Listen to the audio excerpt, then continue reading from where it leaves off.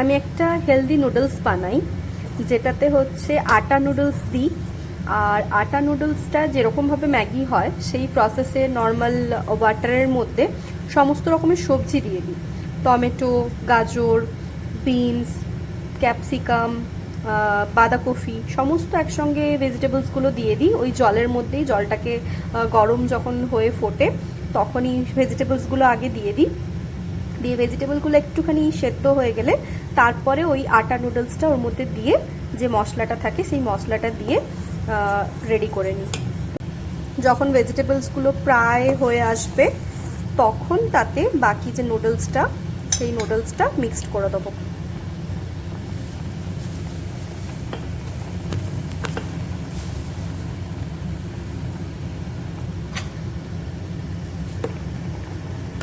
এবং মিক্সড করে ভেজিটেবলসগুলোর সঙ্গে মিক্সড করে দেবো। এটা কিন্তু টোটাল হোল হুইটের নুডলস।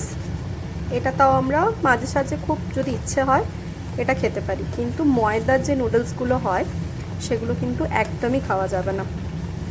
খেতে ইচ্ছে হলে আপনারা আটার নুডলস খান, যেটা হোল হুইটের নুডলস পাওয়া যায় সেটা খান।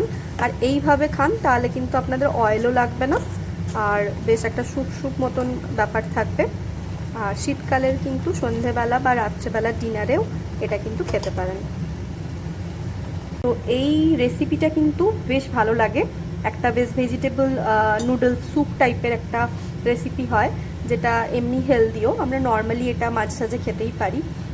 নুডলসের ক্রেভিংস যাদের হয় তারা এই আটা নুডলসটা এইভাবে ভেজিটেবলস দিয়ে স্যুপ টাইপের করে খেতে পারেন, তাহলে কিন্তু বেশ ভালো লাগবে। এটা হেলদিও হবে এবং টেস্টিও হবে সাথে।